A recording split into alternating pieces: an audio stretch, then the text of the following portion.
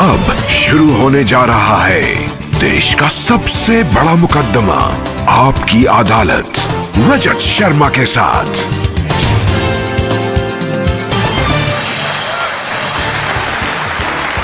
नमस्कार, आपकी अदालत में आपका बहुत बहुत स्वागत है। आपकी अदालत में हम ऐसे लोगों को इनवाइट करते हैं जिनको लेकर जनता के मन में उत्सुकता रहती है, जिनसे लोग सवाल पूछना चाहते हैं, जिनके बारे में लोगों के मन में क्यूरियोसिटी होती है। पिछले दिनों मैं जहां भी गया, लोगों ने मुझे एक शख्स के बारे में कहा, आप इन्हें आपकी अदालत में बुलाइए, और मैं भी सोचने के लिए मजबूर हो गया, ये कौन है जिसके बारे में हर पब्लिक फंक्शन में लोग मुझे कहते हैं, जिसके बारे में लोग मैसेज भेजते हैं, दर्शकों की बार बार मांग आती है। पता किया, इनकी सोशल मीडिया पर काफ़ी फॉलोइंग है। जब ये अपने घर से बाहर निकलते हैं तो सड़क पर ट्रैफिक जाम हो जाता है, लाखों लोगों की भीड़ इकट्ठा हो जाती है। इस शख्स को आपकी अदालत में आमंत्रित कर रहा हूं। प्लीज वेलकम बागेश्वर धाम के प्रमुख धीरेन्द्र कृष्ण शास्त्री।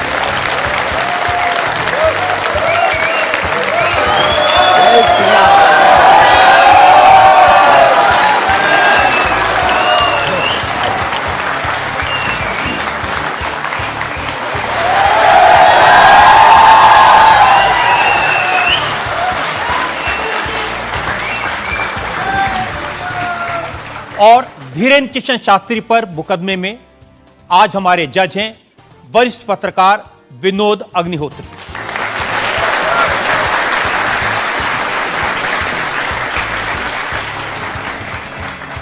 इससे पहले कि मुकदमा शुरू करें, इल्जामात सवालात का सिलसिला शुरू करें, आज के जज विनोद अग्निहोत्री की इजाजत चाहेंगे आज की कार्रवाई शुरू करने के लिए।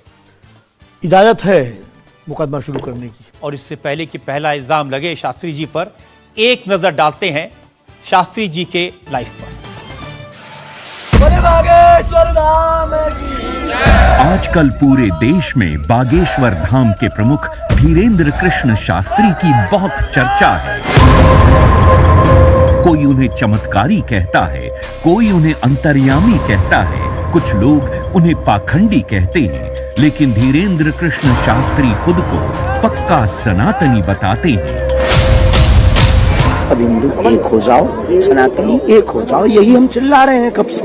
शक्ति का प्रभाव दिखाना यही हमारा उद्देश्य है। धीरेन्द्र कृष्ण शास्त्री का दावा है कि उनके ऊपर बजरंगबली की विशेष कृपा है। वो भक्तों का दुख दर्द सिर्फ अपने इष्ट तक पहुंचाते हैं। चूंकि भक्तों पर कृपा बरस रही है, इसलिए धीरेन्द्र कृष्ण शास्त्री का प्रताप भी बढ़ रहा है।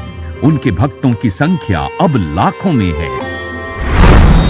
धीरेन्द्र कृष्ण शास्त्री सिर्फ 26 साल के हैं। साल 2 साल में ही बागेश्वर धाम के पीठाधीश्वर के रूप में वे विख्यात हो गए। अब बड़े बड़े मंत्री और अफसर भी उनके दरबार में हाजिरी लगाते हैं। धीरेन्द्र कृष्ण शास्त्री सबसे पहले नजरों में आए जब संस्कार टीवी पर उनकी भागवत कथा दिखाई जाने लगी। फिर वो चमत्कार भी दिखाने लगे। 21वीं सदी के इस कथावाचक के वीडियो आजकल हर मोबाइल में है। बाबा इंस्टाग्राम से लेकर फेसबुक तक हर जगह छा चुके हैं। जैसे जैसे धीरेन्द्र कृष्ण शास्त्री की लोकप्रियता बढ़ी तो विवाद भी सामने आ गए। धीरेन्द्र कृष्ण शास्त्री का दावा है कि वो कोई पैसा नहीं लेते। जो उनके दरबार में आना चाहता है उसे सिर्फ हनुमान जी के यहाँ नारियल बांधकर अर्जी लगानी पड़ती है। धीरेन्द्र कृष्ण शास्त्री एक अच्छे वक्ता हैं। अब उनका संकल्प है कि वो सनातन धर्म को घर घर पहुंचाएंगे और भारत को हिंदू राष्ट्र घोषित करवाएंगे। आपकी अदालत में धीरेन्द्र कृष्ण शास्त्री अपना मुकदमा खुद लड़ेंगे। तो आइए शुरू करते हैं आज का मुकदमा। आपकी अदालत में पहला इल्जाम धीरेन्द्र कृष्ण शास्त्री पर। आपकी अदालत में बागेश्वर धाम के प्रमुख धीरेन्द्र कृष्ण शास्त्री पर आरोप है कि ये पब्लिसिटी के लिए स्टंट करते हैं। शास्त्री जी, बहुत सारे लोगों ने मुझे कहा कि आपको आपकी अदालत में बुलाएं, सोशल मीडिया पर आपकी मैंने देखा बहुत लंबी चौड़ी फैन फॉलोइंग है, 40 लाख लोग आपको फॉलो करते हैं। बहुत सारे वीडियोस मुझे लोगों ने भेजे। आप सड़क पर निकलते हैं तो चारों तरफ भीड़ लग जाती है। तो एक वीडियो मैं जनता को दिखाना चाहता हूं जो आपके लोगों ने मुझे भेजा है।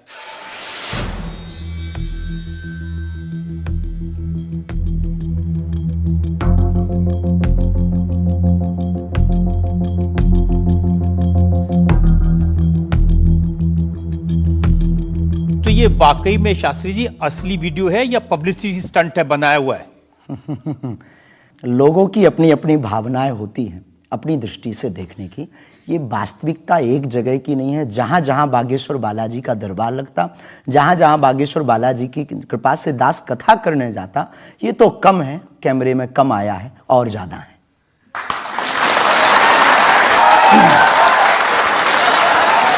लेकिन 26 साल की उम्र में इतनी चर्चा, इतनी पब्लिसिटी, ऐसा क्या है आप में? जिसका गुरु बलवान होता है, चेला पहलवान होता है। जो लोग कहते थे ईश्वर नहीं होते या भगवान नहीं होते, हमारी दृष्टि में इस छोटे से गांव से, गढ़ा गांव, मध्य प्रदेश के बुंदेलखंड में एक छोटा गांव गढ़ा है। गढ़ा में रहने वाला एक छोटे परिवार का बालक धीरेन्द्र कृष्ण अगर यहां तक पहुंच सकता है बालाजी की कृपा से, तो भारत का प्रत्येक व्यक्ति भगवत कृपा से कहीं भी पहुंच सकता है। आपने ये नहीं बताया कि यहां तक कैसे पहुंच गए हैं। ये जो लोग हैं जो फॉलो करते हैं, जो आपके बारे में इतनी बातें करते हैं, ये क्यों करते हैं? क्या है आप में? बागेश्वर बालाजी की कृपा, वो सब पर है। लेकिन आप अगर कहेंगे, क्योंकि आपसे जीतना तो बड़ा मुश्किल है, हम पहले आपको साफ कर दें कि चूंकि आपका नाम तो रजत शर्मा जी है, लेकिन हम आपको दयालु नाम से, क्योंकि हमारी भारतीय परंपरा में बड़ों का नाम नहीं लेते, तो हम आपको दयालु कहकर संबोधित करेंगे, अगर बुरा ना लगे तो। नहीं, आप कुछ भी करिए। वैसे हम आपके यहाँ आज मेहमान हैं, तो ये हमारा अधिकार भी है। तो दयालु जी, हमारे ऊपर, सबके ऊपर बागेश्वर बालाजी की कृपा है।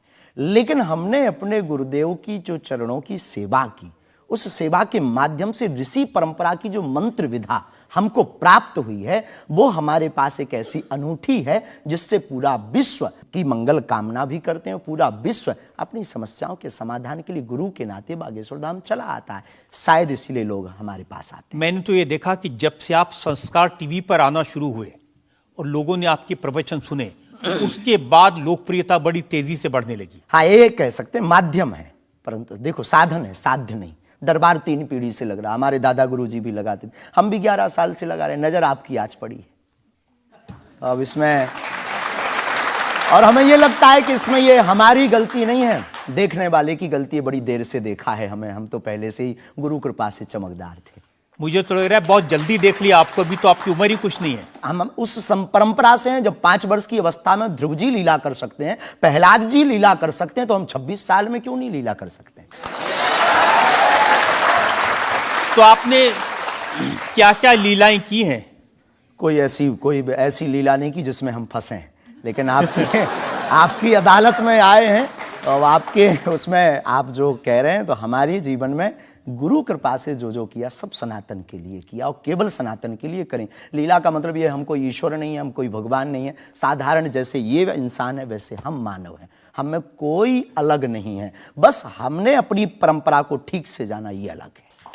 आप जब स्कूल में पढ़ते थे तो जैसे बाकी छात्र होते हैं ऐसे ही थे लगभग, और मास्टर जी कहते थे ये स्कूल में ना आए तो अच्छा है, इतना शरारती है? हाँ, उपद्रवी तो थोड़ा थे, क्योंकि हम जाते थे तो एक तो बहुत कम जाना होता था, लेकिन बहुत गंभीर और सौम्य भाव से हम जाते थे, और लोगों की भावनाएं हमारे पास रहती थी। चूंकि हमारे दादा गुरु का नाम बहुत प्रसिद्ध था, तो दादा गुरु के कारण लोग हमको भी प्रेम देते थे, स्नेह देते, दुलार देते। हमारे दादा गुरु जी को हनुमान जी का 2 बार साक्षात्कार हुआ, ऐसा हमने माना, और उनके अनुयायियों ने माना। तो हम जब स्कूल में जाते थे, तो बचपन से ही बड़ी कृपा थी, तो लोग, बच्चे हमारे पास आते थे, सब क्लासें एक साथ हो जाती थी, 9वीं 10वीं 8वीं सब एक हो जाती थी, जिसमें हम बैठते थे। अच्छा महाराज जी बताइए हमारी कितनी परसेंटेज बन रही है? तो हम वो बचपना उस वक्त ऐसा भाव रहता था दिखाने का। अब तो बहुत गंभीर हो गए, लोगों ने कह करके हमें बड़ा गंभीर बना दिया। तो वो भाव रहता, अच्छा ठीक है तेरी प्यारे 56% बन रही, और मेहनत कर 60 हो जाएगी। तो कौन हनुमान जी बताते थे कितनी परसेंटेज? गुरु प्रेरणा हमसे कोई शक्ति बात नहीं करती है, कोई सामने नहीं हमारे पास बैठती है, हमें तो अनुभव होता है, प्रेरणा होती है। जो ऋषि परंपरा में प्रेरणा है, जो हमारे भारत में अनेकानेक महापुरुष, तो हमको प्रेरणा लगती है, ऐसा अनुभव होता है कि ऐसा होगा, जैसे हमें प्रेरणा लग जाती है कि ऐसा होगा, वो हम लिख देते हैं, और इष्ट कृपा से और अपने इष्ट के प्रति आस्था से वो बात सत्य निकलती है। हमारा जीवन भी बड़ा अभाव से गुजरा। एक छोटी झोपड़ी रहती थी, वो भी झोपड़ी कच्ची झोपड़ी, उसमें पिताजी रहते थे, हमारी माँ, हमसे छोटी बहन और उससे छोटा भाई, 5 लोग उसमें रहते थे। उसी में भगवान को स्थान था। दादा गुरुजी निर्मोही अखाड़ा से साधु थे, तो उन्हें परिवार से ज़्यादा मतलब नहीं था। तो बड़ा अभाव में गुजरा हमारा जीवन, बहुत विचित्र स्थितियों में गुजरा। लेकिन अभाव ने प्रभाव की महिमा बताई, और आज प्रभाव ने हमें अभाव की महिमा बताई। तो आप कह रहे हैं कि जब छात्र थे तो साधारण छात्र थे, जैसे बाकी बच्चे होते हैं, वैसे आज घर परिवार वैसा था जैसे बाकी लोगों का होता है। कोई नई बात नहीं, कोई ऐसा, हम कोई ईश्वर नहीं है, हम संसार से कोई अलग से ब्रह्मा जी की फैक्ट्री से सेट नहीं भये। हम जैसे दुनिया है वैसे हम हैं। बस गुरु परंपरा और हनुमान जी की कृपा क्या होती है, शायद हनुमान जी ने और गुरु ने हमको चुना ये ललकार कर बताने के लिए, हमें लगता है हमारा। तो इस देश में तो बहुत सारे लोग हैं जो हनुमान जी के भक्त हैं, करोड़ों लोग। हाँ, मंगलवार को शनिवार को मंदिरों में जाते हैं, व्रत रखते हैं, प्रसाद चढ़ाते हैं। तो हनुमान जी ने आपको क्यों पकड़ा? कुछ ज्यादा ही घनिष्ठता होगी हमारी, उनको ज्यादा मोहब्बत हम पर आई होगी। लेकिन इस करोड़ों लोगों में हनुमान जी के लाखों भक्त हैं। उन्होंने अपने लिए मांगा और हमने पूरी विश्व के लिए मांगा। इसीलिए हमें लगता है कि हम में और बाकियों में अंतर है। देखिए आपने क्या मांगा, इसके कुछ वीडियोस मैंने देखे हैं। वाह। आप लोगों से कह रहे हैं कि आपके पास जितना चाहे दान दे दो, अपना मकान दे दो, फ्लैट दे दो, बंगला दे दो, घोड़ा दे दो, गाड़ी दे दो, सोना चांदी, बैंक, एफडी, मंगलसूत्र, अंगूठी, लुगाई लड़का छोड़ के सब मुझे दे दो। ये हमारा डिस्क्लेमर रहता है दरबार के पहले का। लोगों को जो भावनाएं रहती हैं कि गुरु परंपरा के लोग और साधु लोग दरबार इसलिए लगाते हैं, भगवान को इसलिए रखते हैं कि ये कमाई का जरिया बनाते हैं। और हमने अपने दरबार में बैनर लगा करके, वो माइक पर ठोक करके बोलते हैं कि यहाँ किसी भी प्रकार का शुल्क, फीस, दक्षिणा नहीं लगता। पर अगर तुम शिष्य मानते हो अपने आप को और हम गुरु हैं, तो गुरु परंपरा के नाते अगर कुछ भी तुम दे दो, अगर आप भी इंडिया टीवी का ये हाउस हमारे नाम करें, हमें कोई दिक्कत, और लेते भी हैं। लेना बुरा नहीं है, उपयोगिता बुरी है। लेकर के उसका सदुपयोग करते या दुरुपयोग करते। हम लेते हैं, कोई अगर देता है तो स्वीकार करते गुरु के नाते। हम उस परंपरा से हैं जहां अंगूठा तक दान गुरु को दे दिया जाता है, हम भी लेते हैं। कितना कमा लेते हैं? हमारी तो कोई फिक्स कमाई नहीं है, क्योंकि हमारी कोई कंपनी या बिजनेस नहीं है। कोई चढ़ा जाता है, हमारे पास करोड़ों सनातनियों का प्यार, लाखों करोड़ों लोगों की दुआएं, हजारों संतों का आशीर्वाद, इतनी कोई हमारी हिसाब कमाई किताब तो रखता होगा ना कि कितना पैसा आया। जितने सनातनी उतनी कमाई, हिसाब आप लगाओ।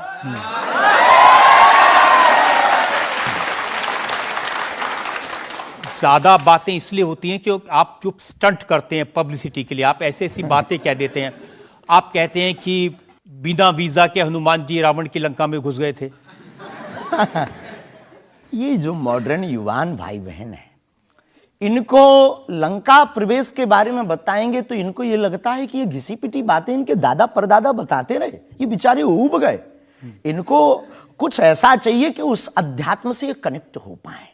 जैसे रावण ने मुझसे फोन पे बात की। हाँ बिल्कुल, हम वही बोलने ही वाले थे। लगता है आज हमारी शक्ति आपके पास पहुंच गई। तो हमें आपको समझाना है, रावण से फोन का बात का मतलब सबके अंदर रावण बैठा है। कोई ऐसा दुनिया में नहीं जो गलत कृत्य देख रहा, गलत कर रहा और सच जानते हुए चुप है, वो रावण की दृष्टि का आदमी। तो हनुमान जी लंका गए, इसको इन युवानों को कैसे जोड़े, इन्हें तो वीजा, पासपोर्ट, फॉरेनर ये शब्द पता है, तो इनसे कनेक्ट करने के लिए हमारा अध्यात्म इतना विशाल और इतना अथाह है कि उसमें कुछ भी आप डाल दो वो आप स्वीकार सोच रहे हैं करेंगे। कि आपको अध्यात्म पता है, इनको नहीं पता। इस देश ऐसा की नहीं जनता हमने को कहा। आपसे ज्यादा अध्यात्म पता है। ऐसा हमने नहीं कहा।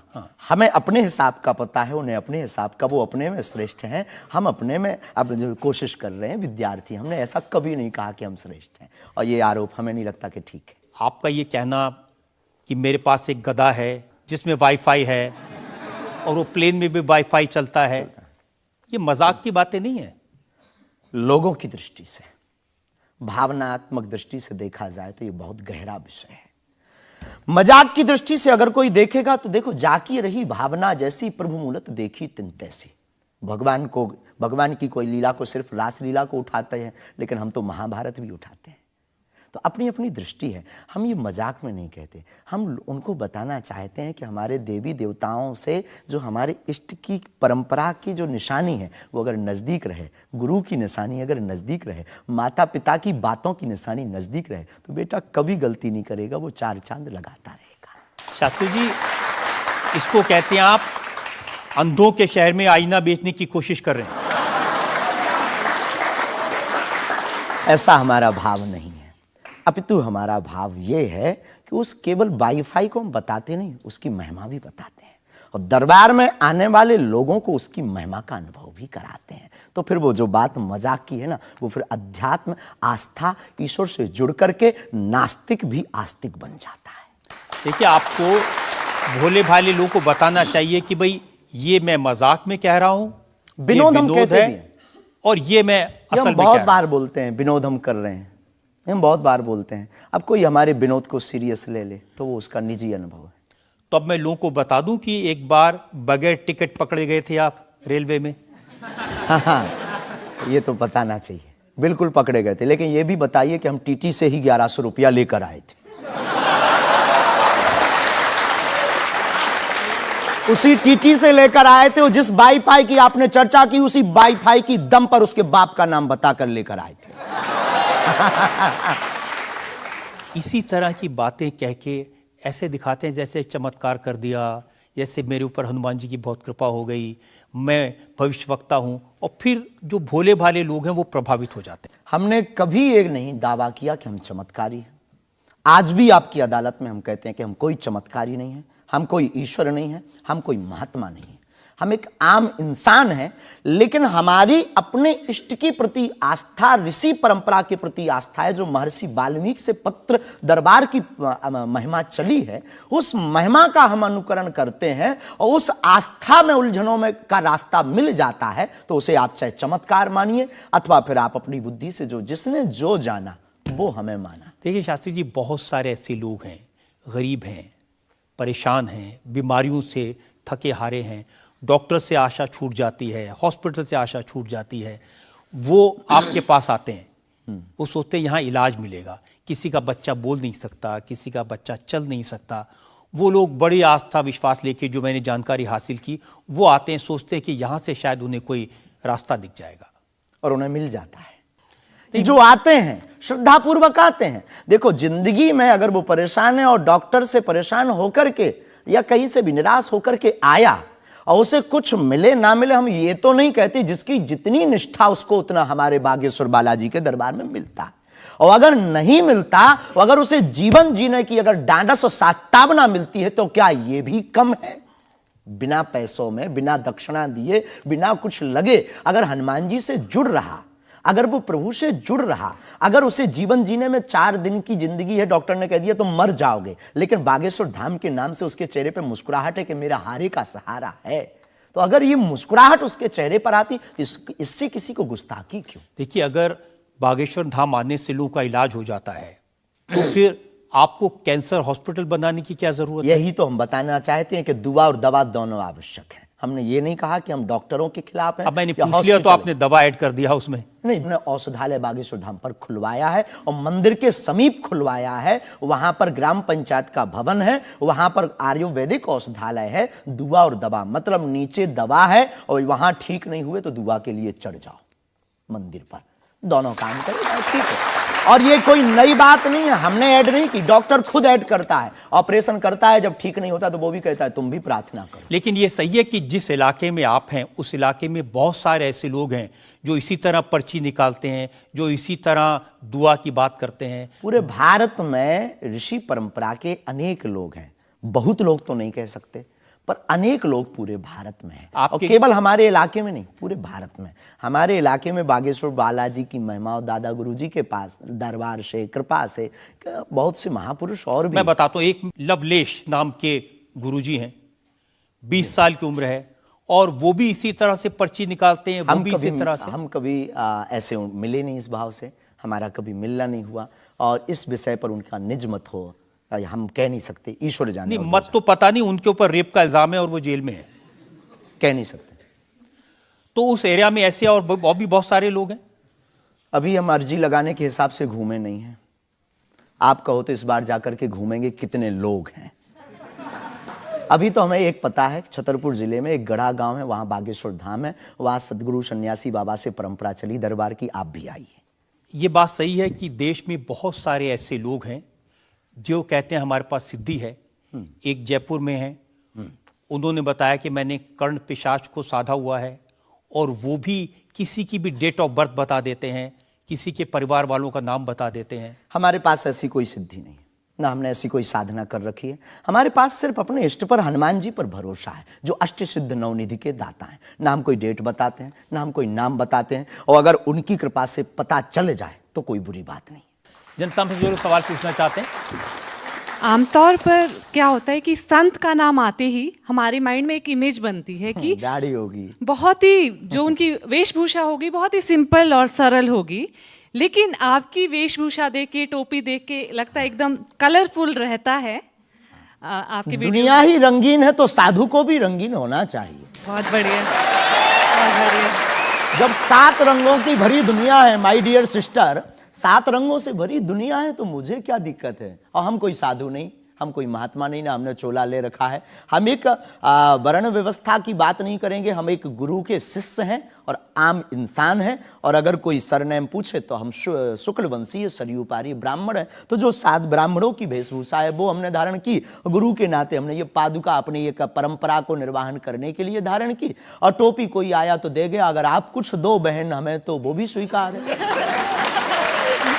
आप चाहो तो कुछ हमें पहनने को दे सकते हो, हम पहन लेंगे। एक वेबसाइट ने लिखा कि ये जो टोपी पहनते हैं ये पहनाने वाले से भी कुछ गुरु दक्षिणा लेते हैं, जो कपड़े पहनते हैं, जो कपड़े जिसके दिए पहनते हैं उससे भी कुछ पैसा लेते हैं। आज तक ऐसा कोई मिला नहीं है, खोज जारी है। किसी ने हमें आज तक दक्षिणा नहीं दी टोपी पहनाने के नाम पर या कपड़े पहनाने के नाम पर। हम तो राह चलते कोई मिल जाता है तो उसका पहन लेते, अपना दे देते हैं। हम तो साधु उस परंपरा के हैं, उस परंपरा के। लेकिन अच्छे लगते हैं आपको ये रंग बिरंगे कपड़े? बहुत आनंद आता है। क्या दिक्कत है साहब? किसी को दिक्कत है वो हमसे ज्यादा रंगीन पहने। एक शायर ने कहा कि जो खानदानी रईस हैं वो मिजाज रखते हैं नर्म अपना, आपका लहजा बता रहा है आपकी ये दौलत शोहरत नहीं।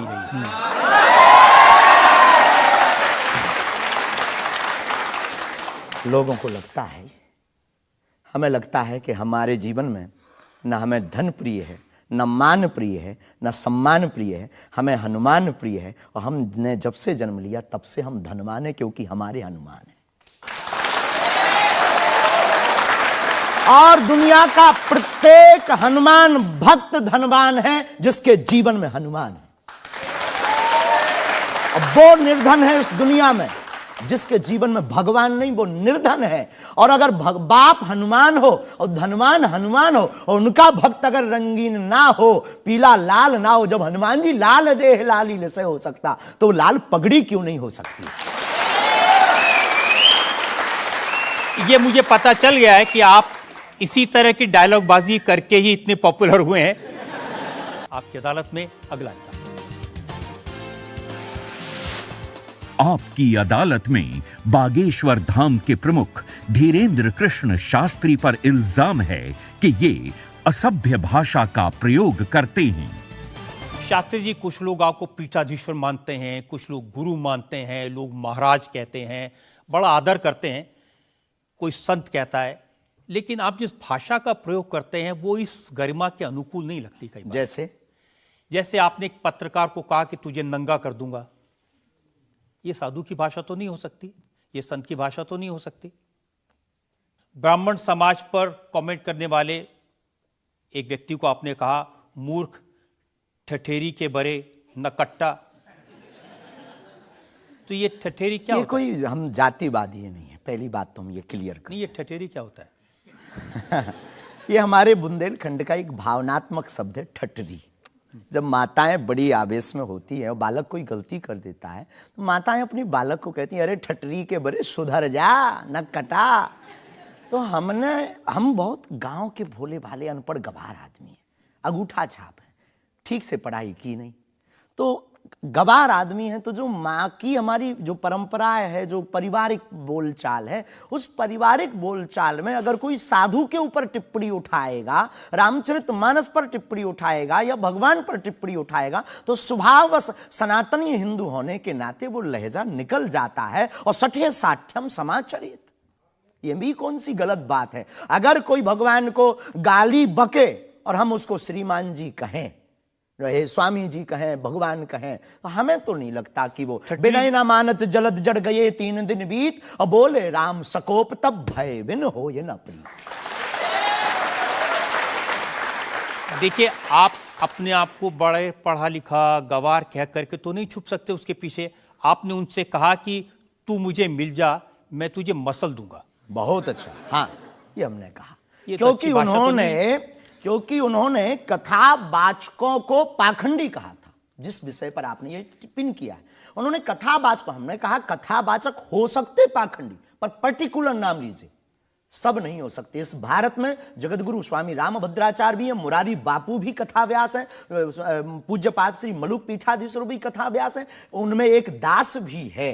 ये महापुरुषों पे आज तक कोई इल्जाम नहीं है, और इन महापुरुषों पर इल्जाम नहीं है तो सब कथा। भाई, एक पत्रकार गलत हो सकता, सब नहीं हो सकता। हम अगर सबको कहें कि सब पत्रकार ऐसे होते हैं तो ये हमारी धूर्तता होगी। तो उसने सब कथावाचकों को ऐसा कहा था, तब हमने उसको कहा था कि भाई अगर तुम ऐसा कहो तो महापुरुषों के बारे में तो किसी को नहीं कहना चाहिए, तो बात ठीक है, तय है। रामचरितमानस के बारे में नहीं कहना चाहिए तो तय है।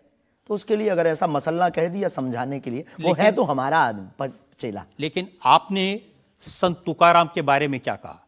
संत तुकार को, हाँ। आपने कहा संत तुकाराम की लुगाई रोज उन्हें मारती थी, रोज पीटती थी डंडे से।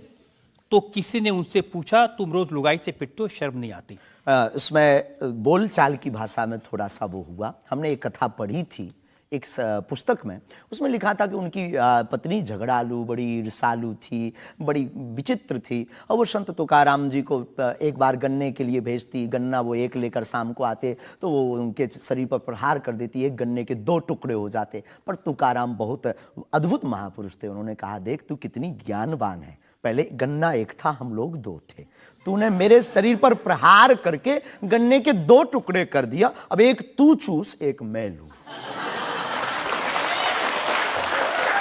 तो लेकिन हमारा आपने जो बोलचाल उसमें बिगड़ा आपने जिस अंदाज में कहा था वो सम्मानजनक नहीं था, समाज के लिए असभ्य था, इसमें कोई संदेह नहीं है। लेकिन हम अपनी भाषा से समझने का कोशिश करते हैं, जो कई बार हमारी भाषा लोगों के अनुरूप फिट नहीं है। कभी नहीं, आपको नहीं लगता कि संत तुकाराम जैसे महान संत के बारे में ये कह दिया, उसके लिए हमने गलती माननी चाहिए? बिल्कुल, अगर ये किसी की भावनाओं को ठेस पहुंचा तो संतों के प्रति हमारे हृदय में अथाह प्रेम है, अथाह प्रेम। और हम स्वप्न में भी, हम तो खुद साधु परंपरा से जीवित हुए हैं, नालायक से बोलने लायक संतों के कारण हुए, और हम अगर संतों का अनादर करेंगे तो अपनी जिंदगी में हम रहेंगे कहाँ?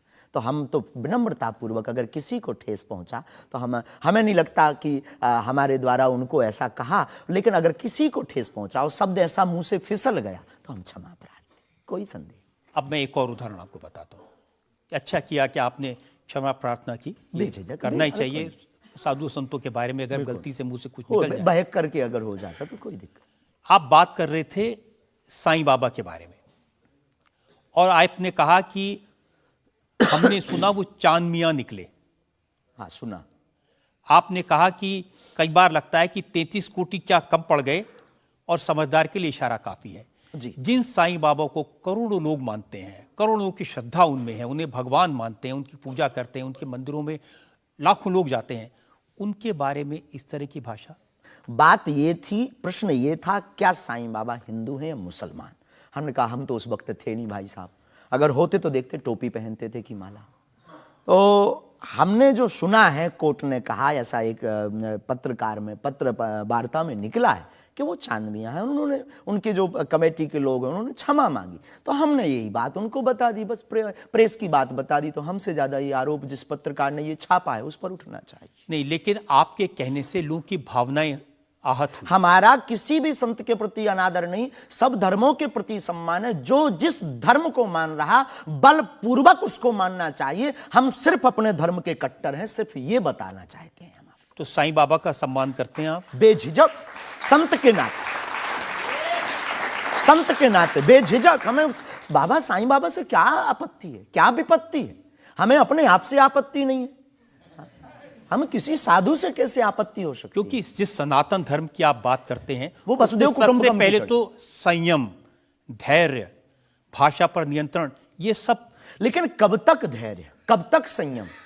राम की यात्रा पर कब तक पत्थर सहेंगे? पालघर के संतों को बर्बरता के साथ मारा जाता है, कब तक सहेंगे? रामचरितमानस की प्रतियां जलाई जाती हैं, कब तक सहेंगे? संतों को पाखंडी इस देश में बताया जाता है, कब तक धैर्य और संयम रखें? एक दिन भगवान का भी धैर्य खो गया था और उन्होंने भी बाण मार करके समुद्र को सुखा दिया था और रावण का दमन कर दिया था। तो हम कब तक धैर्य, ये भोले भाले लोग, ये भोले भाले सनातनी कब तक ये धैर्य सहेंगे? और एक बात हम आपकी अदालत में बोल देते हैं, सनातन के लिए अगर हमारे प्राण जाते हों और अगर लोगों की दृष्टि में हम असंयमित हैं, तो ये हमें बने रहने दीजिए। देखिए, सनातन धर्म के बारे में आप अच्छी बातें कही, किसी को आपत्ति नहीं है, लेकिन अभी जो आप इतनी जोर जोर से कह रहे थे कब तक बर्दाश्त करें, कब तक बर्दाश्त करें, तो कौन आपको बर्दाश्त करने को कह रहा है? जो ये प्रतियां जला रहे हैं, जो संतों को मार रहे हैं, जो सनातन के खिलाफ झूठा प्रचार कर रहे हैं, जो संतों के खिलाफ और सनातन की संस्कृति को छिन्न भिन्न करने के लिए मूवी बना रहे हैं। जब आप ऐसी बातें कहते हैं ना, तो असदुद्दीन ओवैसी जैसे लोगों को ये कहने का मौका मिलता है कि इन लोगों को अनाप शनाप बातें करने का अधिकार दे दिया सरकार ने। उनको लगता है कि इस तरह की बातें करते हैं उससे समाज में नफरत पैदा होती है, दीवारें खड़ी होती हैं। हम करें तो चोरी, वो करें तो सीना जोरी। उनके मंचों से मारने काटने की बात होती तब नहीं, अक्षरधाम में 40 हिंदुओं को मारा जाता तब नहीं है, उनके खुले मंच पर धर्म परिवर्तन करवाया जाता है तब कुछ नहीं होता है। उनके खुले मंच पर संतों को, कितने संतों की हम आपको वीडियो क्लिप ना दिखा दें, उनके खिलाफ टिप्पणी की, गाली बकी गई, यहां तक कि हमको भी रोज 500 गालियां आज दी जा रही। तो क्या ये सही है? शास्त्री जी, हिंदू समाज में भी ऐसे बहुत सारे लोग हैं जो इस तरह की भाषा का इस्तेमाल करते हैं, जो इस तरह की धमकियां देते हैं, जो दूसरे धर्मों की भावनाओं को हमें नहीं आहत लगता करते कि हैं। हिंदू समाज धमकियां देता है, जवाब दे। समाज नहीं, हिंदू समाज में भी कुछ लोग ऐसे वो हैं, कुछ लोग अगर जो हैं इसी तो तरह का भाषा का इस्तेमाल सबका कर- तो नहीं कह सकते, पर हम प्रति उत्तर दें। नहीं, जो लोग ऐसे लोग हैं उनके लिए भी आपको उसी सख्ती से बोलना चाहिए।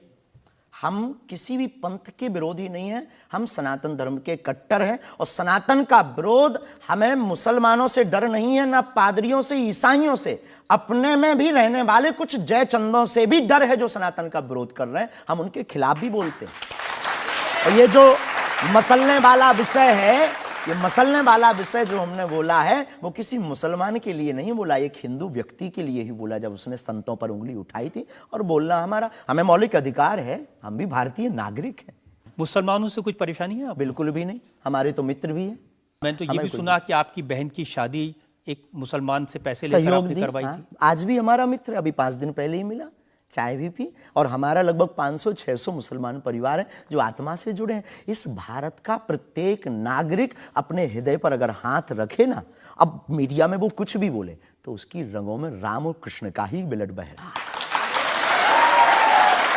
तो हम मानवता के पुजारी हैं, हम मानवता के पुजारी हैं, जातियों के या पंथ के पुजारी नहीं। हम इसको लेकर मेरे पास और इल्जाम है। हम एक ब्रेक के रुकेंगे और ब्रेक के बाद आपकी अदालत में धीरेन्द्र के शास्त्री पर इल्जामात और सवालात का एक और आपकी अदालत में अगला इल्जाम। आपकी अदालत में बागेश्वर धाम के प्रमुख धीरेन्द्र कृष्ण शास्त्री पर आरोप है कि ये अपने विरोधियों को धमकी देते हैं।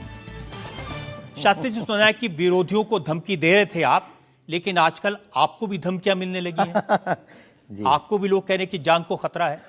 हाँ, ये कोई नई बात नहीं है। इस भारत में जब जब भी सनातन की बात किसी ने पुरजोर तरीके से उठाई है तो उसको मिटाने के लिए और उसको डिगाने के लिए तरह तरह के स्वांग और षड्यंत्र, तरह तरह के प्रायोजित ढंग से उसको फंसाने के उपाय किए गए हैं।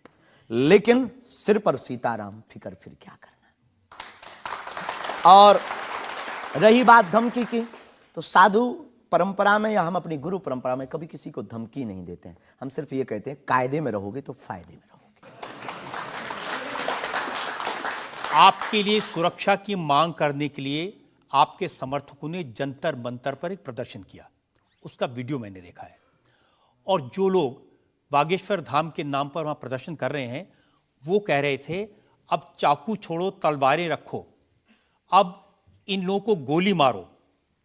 और वो लोग बहुत ही हिंसक भाषा का इस्तेमाल ये बिल्कुल भी कतई हमें पसंद नहीं है और इसकी छूट हमने कदापि किसी को नहीं दी है। क्योंकि हम स्वयं ये कहते हैं कि जिंदगी में याद रखना, सनातन धर्म वो धर्म है जो अहिंसा का पुजारी है और हम हिंसा के पक्षधर नहीं है। क्योंकि हिंदू का अर्थ ही होता है जो हिंसा का दमन करे। लेकिन आपने तो कुछ रिएक्ट ही नहीं किया। वो आपके स्पोक्स पर्सन हैं, उन्होंने कहा कि अरे तुम सब कब मारोगे, जब सब मर जाओगे, ईसाइयों को, मुसलमानों को कब मारोगे? नहीं, ये बात बिल्कुल गलत है। क्योंकि सबको जीने का अधिकार है और हमें ऐसी कोई जानकारी नहीं लगी और हमारी तरफ से कोई लोग नहीं गए। लेकिन मैंने आपको जानकारी दे दी, आप चाहें तो मैं आपको वीडियो भेज दूंगा, वो देख लीजिए। बिल्कुल, हम एक बार बोलेंगे उनको, बेझिझक बोलेंगे। हम कभी इसके पक्षधर नहीं है। हम भारत में बहुत प्रेम और बहुत ही अहिंसा पूर्वक जीवन के पक्षधर हैं। इसलिए हमने हिंदू राष्ट्र की मांग की है। इतने अहिंसा के पक्षधर हैं आप, आपने खुद एक बार कहा कि अब सब हिंदू अपने हाथ में हथियार, माला और भाला रखो। ये तो हमारी देवी देवताओं के भी हाथ में है। प्रत्येक भगवान के हाथ में, किसी के हाथ में मुगदर है, त्रिशूल है। उनसे भी लोगों को आपत्ति होगी जिन्हें दिक्कत है। हम सुरक्षा करना, भारतीय संविधान में भी हथियार देने का लाइसेंस दिया जाता है, उसको बंद करवाया जाए। जो हथियार देने का लाइसेंस है वो आत्मरक्षा के लिए। तो हम भी आत्मरक्षा के लिए भाला रखवा रहे हैं। हमारी क्षमता नहीं ना बंदूक लेने की, साहब गरीब आदमी है।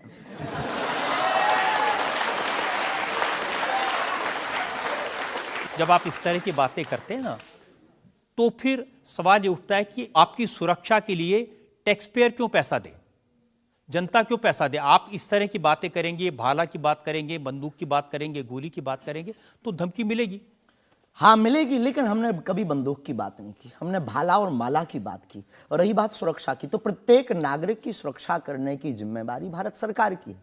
और हमें अपने इष्ट और भारत की सरकार पर भरोसा है, वर्तमान सरकार पर भरोसा है। साधु संत के तुम रखवारे, असुर निकंदन राम दुलारे। एक तो हमारा पहला भरोसा ही है, हमारे इष्ट हमारे हनुमान जी है। और हमारा ये धमकी नहीं है। और बार बार मरना नहीं, एक बार बचना नहीं, तो डरना किस बात का?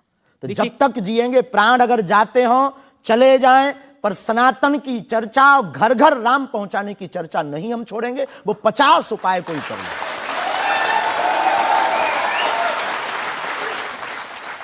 कोई ना कोई डर तो है। आप कहते हैं कि मैं अब बुलडोजर खरीदने वाला हूं, हिंदुओं एक हो जाओ, पत्थर मारने वालों पर बुलडोजर चलाओ।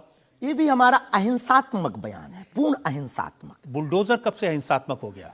वाह, ये कुआं खोदने के भी तो काम आता है। तो हमने कहा कि अगर राम की यात्रा पर कोई पत्थर फेंकेगा तो बचाने के लिए भाई बुलडोजर खरीदो। और अगर किसी को अपनी शरीर की दिक्कत है या किसी को अपने पंथ को दिक्कत है, वो क्रेन खरीद ले, हमें क्या दिक्कत है?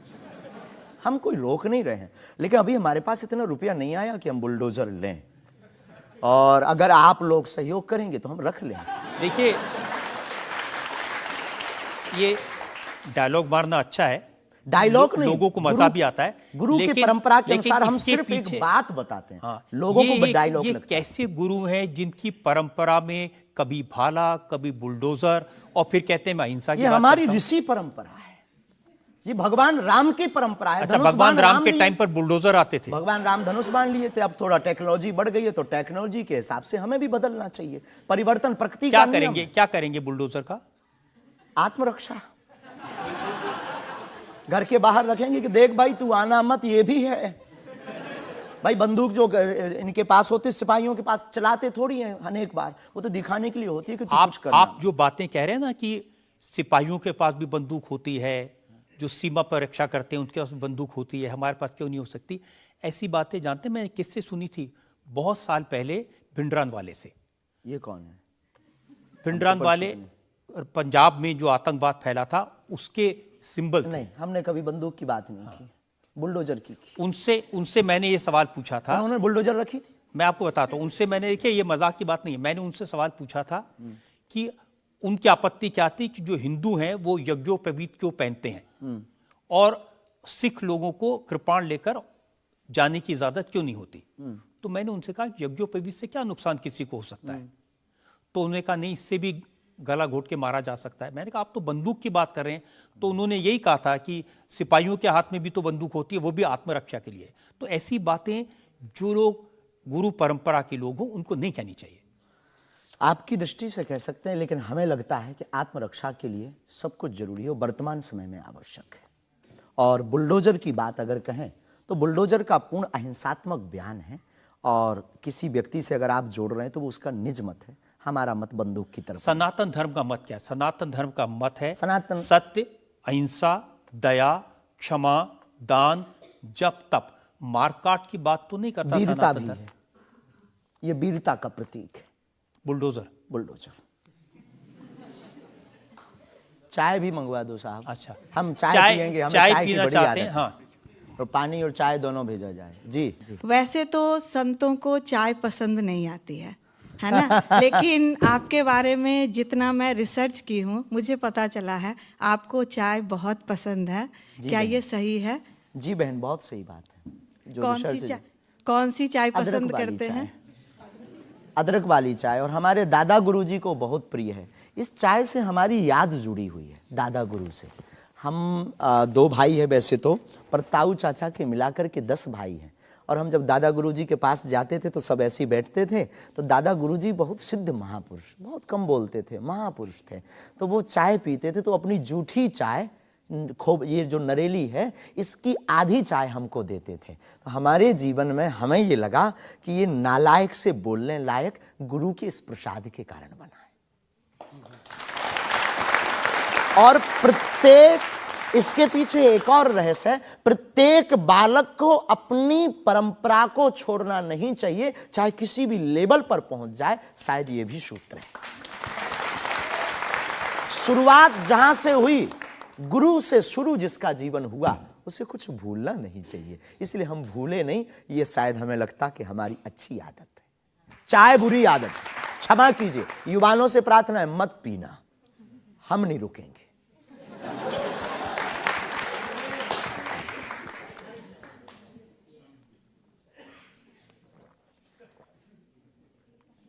और हमारे दादा गुरु ने तो श्लोक भी बनाया है, कहो तो सुनाऊं। चाय पर श्लोक। चाय पर श्लोक आपने नहीं सुना होगा, एक बार सुन। केटली गर्भ संभूतम शक्कर पत्ती मिश्रितम कप मध्य विराजते देवी ओम चाय चंडिकाय नमो नमः। और केवल इतना ही नहीं, चाय और चाह दोनों जिंदगी में बहन जरूरी है। चाय हमारे लिए जरूरी है क्योंकि हमें लगता कि चाय से गुरु की याद आती है, और जिससे ईश्वर की याद आए वो बुरी चीज भी अच्छी है। और चाह, परमात्मा को पाने की चाह भी जिंदगी में बहुत जरूरी है। जिसके अंदर ईश्वर को पाने की चाह होती, वो आदमी भी नंबर 1 का होता। चाह पैसों से आनों में आती रही, चाह आनों से रुपया बनाती रही, चाह रुपयों से नोट बुनाती रही, चाह नोटों से कोठी चुनाती रही, चाह कोठी में मोटर मंगाती रही, चाह मोटर से होटल में जाती रही, चाह होटल में बोतल खुलाती रही, चाहे क्या क्या ना करती कराती रही। चाहे मोटर से होटल में जाती रही, चाहे होटल में बोतल खुलाती रही, चाहे क्या क्या ना करती कराती रही, चाहे पाली जिन्होंने वो पीले हुए चाहे छोड़ी जिन्होंने वो रसीले हुए, चाहे जी से लगी जी जरा हो गया, चाहे हरी से लगी जी हरा हो गया। अब एक ही चाहे हमको चाहिए, वो अगर चाहे हनुमान जी तो फिर क्या चाहिए।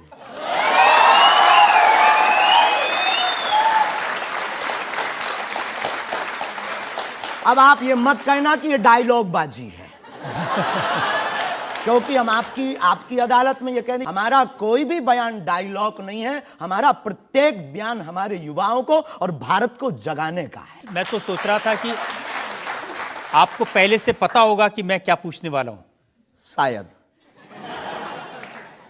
ये जो चाय आप पीते हैं, इससे एनर्जी आती है, ऊर्जा आती है, शक्ति मिलती है? लगभग गुरु की याद आती है। और देखो चाय पीना, देखो सच बात यह है कि चाय पीना ठीक नहीं है, चाय हानिकारक है, भूख मारती है। लेकिन हम 24 घंटे में 18 घंटे सेवा करते हैं, लगभग 17 घंटे गद्दी पे बैठते बोलते हैं। भूख लगेगी तो नींद आएगी, नींद को मारने का एक बहुत अच्छा उपाय है चाय पी लेंगे। भूख कम तो हम ज़्यादा समाज सेवा कर पाते हैं, हमें ऐसा लगता है, पर डॉक्टरी भाषा में ये ठीक नहीं है। तो ये सिर्फ समाज सेवा के काम आती है, या फिर जैसे शाहरुख खान की फिल्म पठान को आपने क्रिटिसाइज किया, वो भी चाय का असर था? चाय कोई नशा नहीं है, लेकिन अगर आप उसकी बात करें तो हमने सिर्फ सनातन की बात की कि हमारे सनातन पर भगवा रंग ही बेशरम क्यों बार बार। एक फिल्म 1987 के लगभग आई थी, संतोषी माता की फिल्म। संतोषी माता की फिल्म आने के बाद लोगों की भावना इतनी दृढ़ होगी कि शुक्रवार को टमाटर और नींबू बिकना कम हो गए। और अगर आप सनातन के खिलाफ, आपको याद होगा, और अगर सनातन के खिलाफ कोई मूवी बनाओ तो मंदिरों में, भगवान के चरणों में और माता पिता और गुरु के प्रति आस्था लोगों की कम हो जाएगी। इसलिए बार बार हमारी संस्कृति, हमारे सनातन और हमारे भगवान राम को टारगेट ना किया जाए। देखिए, बिना देखे आपने फैसला कर लिया कि वो भगवान राम को टारगेट किया गया है, सनातन को टारगेट किया गया है। भगवा रंग तो देखने की जरूरत ही नहीं है, खून ही भगवा है। रंग से किसी धर्म को जोड़ना ये तो ठीक नहीं। ये देश तिरंगे का देश है और तिरंगे में तीनों रंग हैं। बिल्कुल है, और सब रंगों का सम्मान करना चाहिए। तो है तो हमने कभी, अच्छा तो भगवा रंग, हरा रंग भी तो बेशरम हो सकता है। हाँ, क्यों नहीं हो सकता? हो सकता है ना। हाँ। बस यही हमारी मांग है। देखिए, ये इस तरह की जो मांगे करते हैं ना, उसी पर मुझे आपत्ति है। आप कहते हैं ये भारत राष्ट्र हिंदू राष्ट्र बने, बेझिझक बने, हिंदू राष्ट्र बनेगा। ये जातिवाद, हम जातिवाद के खिलाफ हैं। कब तक गालियां जातिवाद के नाम पर, कब तक राजनीतिक रोटियां सेकी जाएंगी? ये बंद करो। अब कब तक जातिवाद के नाम पर वोट लेंगे?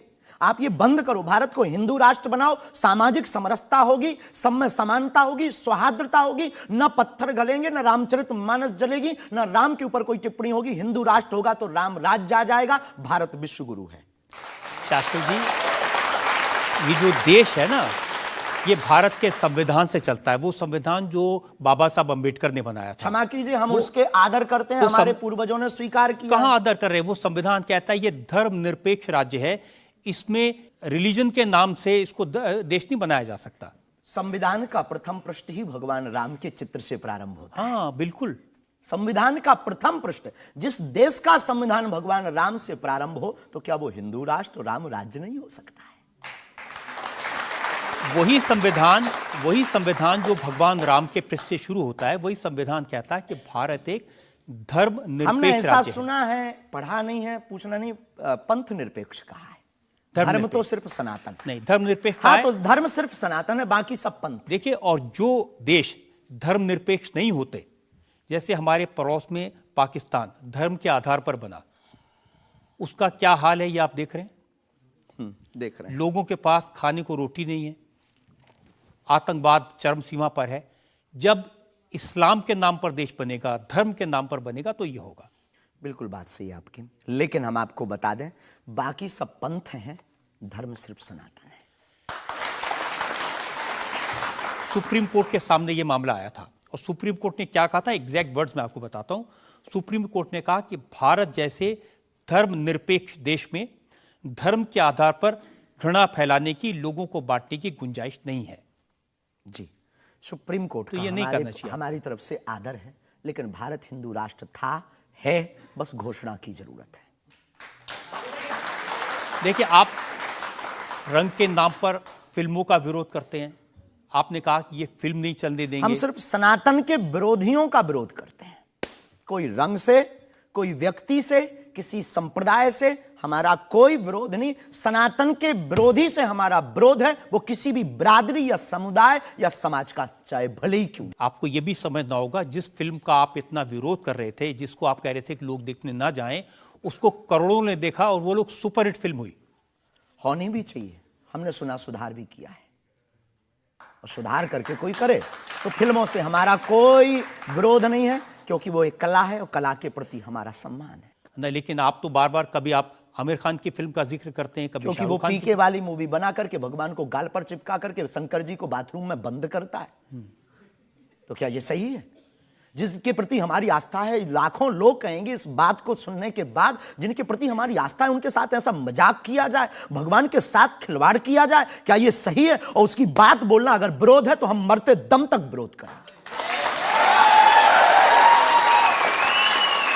शास्त्री जी, मुझे कभी कभी लगता है कि चूंकि आपकी उम्र कम है, जैसे आप भिंडरान को नहीं जानते, ऐसे ही फिल्मों का इतिहास भी आप नहीं जानते। एक फिल्म आई थी बैजू बावरा, उसमें एक भजन था मन तड़पत हरि दर्शन को आज, जो सबसे हिट था। इसे लिखा शकील बदायूनी ने, म्यूजिक दिया नौशाद ने, गाया मोहम्मद रफ़ी ने। हम आपको बहुत विनम्रता पूर्वक कहें कि हम किसी भी समुदाय के विरोधी नहीं हैं। पुनः हम कहते हैं, हम रहीम को मानने वाले और कबीर का सम्मान करने वाले हैं।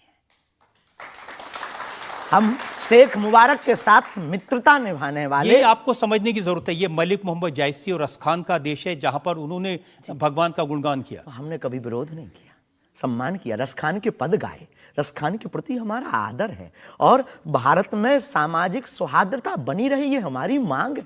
और क्या ये नाजायज मांग है? नहीं, जिन आमिर खान का जिक्र कर रहे हैं, उन्होंने जब लगान फिल्म बनाई, उस फिल्म में जो भजन था वो जावेद अख्तर ने लिखा और रहमान ने उसका म्यूजिक दिया। जी, तो उसके प्रति सम्मान है। हमने सुना नहीं है, अभी तक उस फिल्म को देखा नहीं है, पर उसके प्रति हमारा सम्मान है। उसके प्रति हमारा कोई अगर वीडियो के लिए विरोध का मिले तो दिखाइए। मैं भेजूंगा आपको, यही आपकी नहीं, प्रॉब्लम नहीं, है। हमारा विरोध उस गाने के प्रति नहीं, उस गाने के प्रति नहीं है। आप बस हमारा तो सिर्फ सनातन की बात है, फंडा सिर्फ सनातन सनातन। सिर्फ मैं कह रहा हूं कि आपको जिसका विरोध करना है उसके बारे में थोड़ी सी जानकारी हासिल कर लीजिए।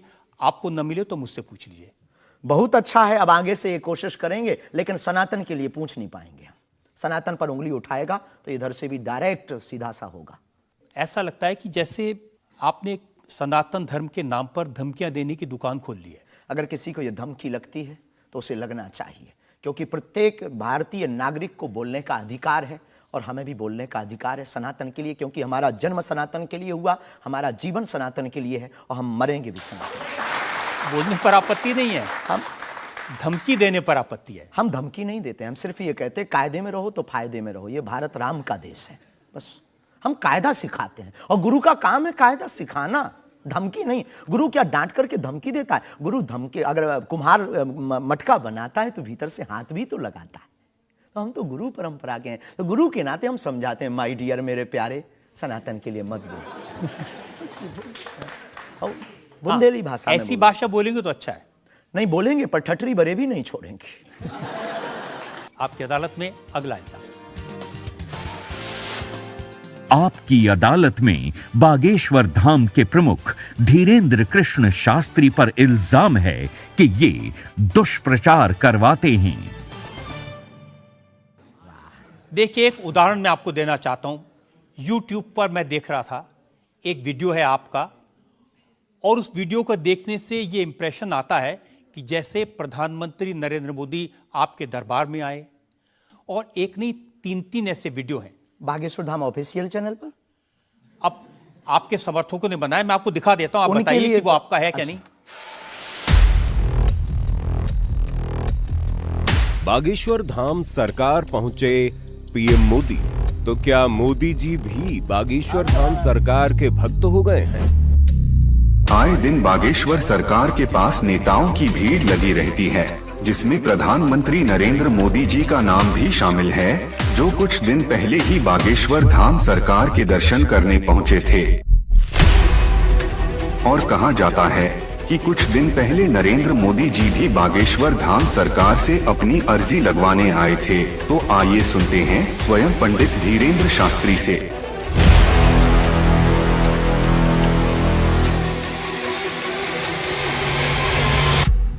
मोदी जी को ये प्रोजेक्ट करते हुए जैसे बागेश्वर धाम आए, मेरी जानकारी है कि 3 वीडियोस हैं, उनमें से एक बागेश्वर धाम का है। बागेश्वर धाम के ऑफिशियल चैनल से कभी हो ही नहीं सकता है, न ऐसी भूल हो सकती है, क्योंकि हमने कभी ऐसी इजाज़त नहीं दी। ये बहुत बड़ी गलतियां हैं। टीआरपी के चक्कर में रोज़ तो लोग हमारी शादी करवा देते हैं यूट्यूब पर। आपने सिर्फ ये भर देखा, ये भी तो देखिए कि हर बार हमारी लड़की बदल दी जाती है। हैप्पी बर्थडे कहीं ये कह दिया जाता है। एक ने न्यूज़ डाली थी, बागेश्वर सरकार 23 तारीख को परिणय सूत्र में बंधेंगे। संतों के फोन आने लगे। तो ये सिर्फ मीडिया पर, चूंकि बागेश्वर धाम बहुत सर्च हो रहा, और हनुमान जी भला सर्च हो क्यों ना, हनुमान जी तो लोगों की श्वास में, ये पवन पुत्र हैं। तो लोग बागेश्वर धाम बालाजी के नाम से सर्च करते हैं, तो लोगों को जो कुछ यूट्यूब वाले हैं, सब नहीं, कुछ यूट्यूब वाले हैं जो अपनी व्यूअरशिप बढ़ाने के चक्कर में इस प्रकार का कुकृत्य करते हैं, जो दुष्प्रचार है। और बागेश्वर धाम ने इस पर अनेक बार कार्रवाई भी की, उनके खिलाफ नोटिस भी भेजा, और अनेक बार डिस्क्लेमर भी बागेश्वर दरबार में हमने दिया है कि किसी भी प्रकार की भ्रामक जानकारी से बचें। धाम का इस प्रकार से कोई भी लेना देना नहीं है। ये खुद की निजता के साथ वो बेफुजूली के कार्य कर रहे हैं, और बागेश्वर धाम इसके लिए कानूनी कार्रवाई भी करवाएगा। शास्त्री जी, प्रधानमंत्री को लेकर इस तरह की वीडियो बागेश्वर धाम के नाम से जाएं, तो आपको नहीं लगता कि ये भोले भाले लोगों के लिए मिसलीडिंग है? लोग ऐसी बातों पर भरोसा कर लेंगे। धाम से तो हुआ नहीं, कोई कर रहा हो तो खबर नहीं है,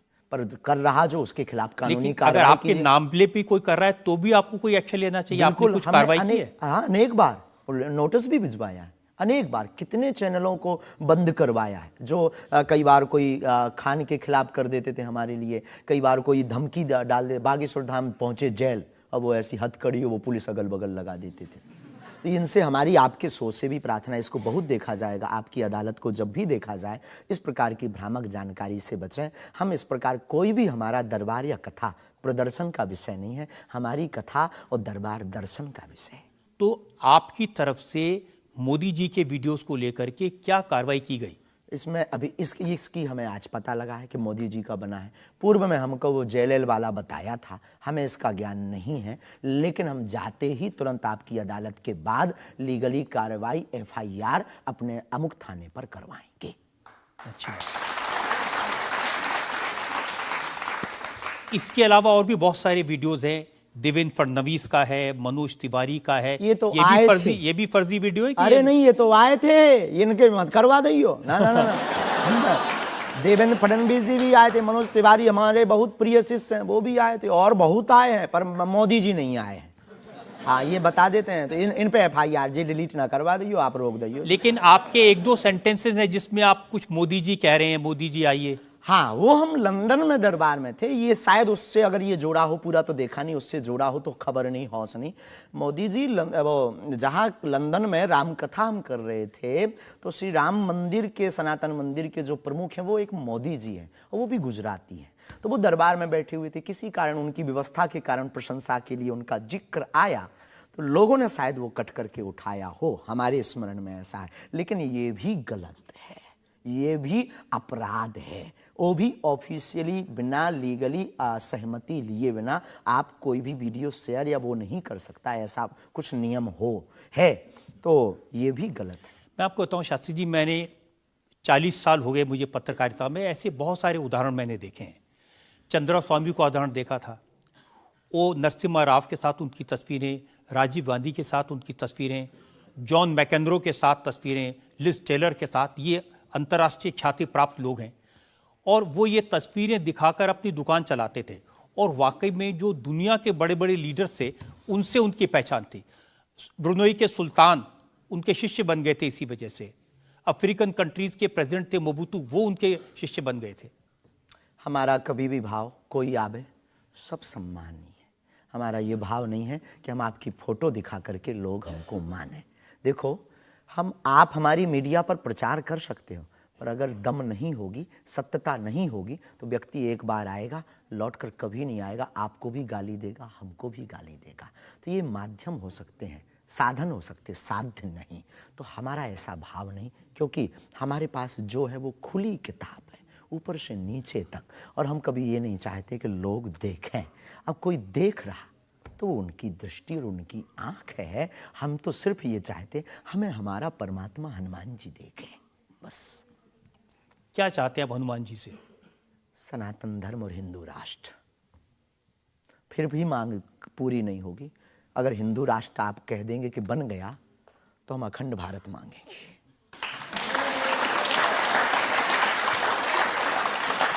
अगर वाकई में आपको भरोसा है कि बजरंगबली ऐसी इच्छाओं को पूरा कर सकते हैं, करते हैं, हमारी तो तो कर रहे हैं। स्केल थोड़ा बढ़ाइए ना, उनसे कहिए कि पुतिन को समझाएं कि यूक्रेन से अपनी सेना वापस ले ले।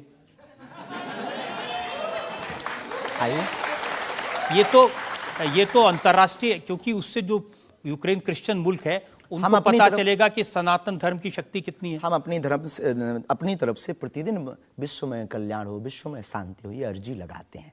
और हनुमान जी ने रावण को भी समझाया था, मान जा भगवान है, वापस कर दो जानकी माता को।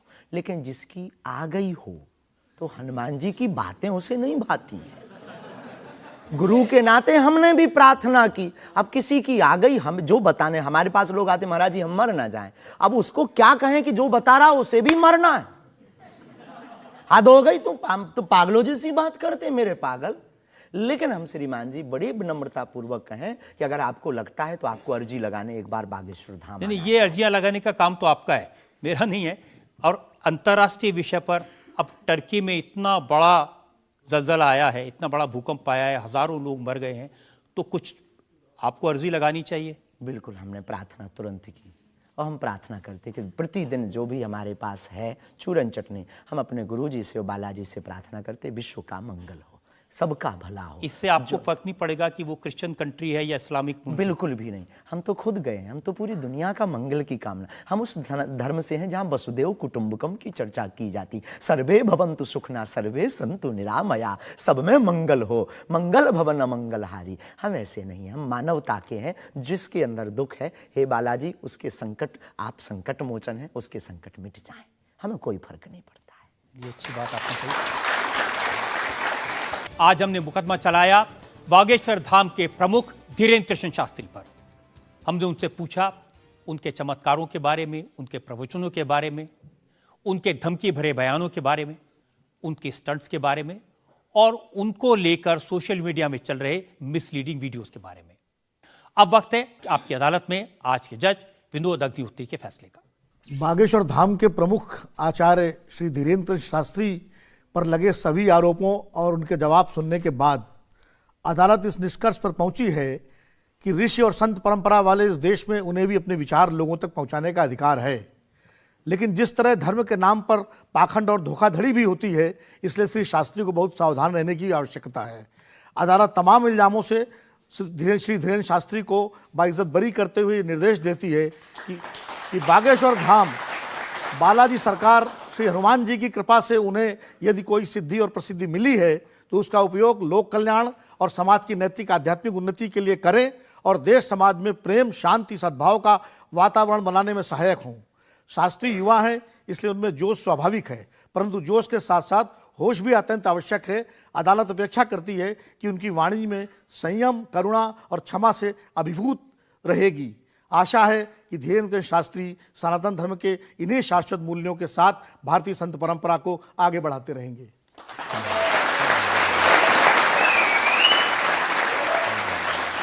इस विश्वास के साथ कि हमारे जज साहब ने जो हिदायत दी है धीरेन्द्र शास्त्री उसका पालन करेंगे, संभल कर रहेंगे और समाज में किसी भी तरह की भ्रांतियां न फैलें, इसका ध्यान रखेंगे। आपकी अदालत का आज का मुकदमा यहीं खत्म करते हैं।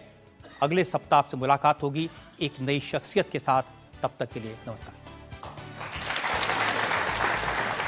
इंडिया टीवी हर वक्त हर जगह डाउनलोड करने के लिए सर्च करें India TV news Google play store या ऐप स्टोर पर।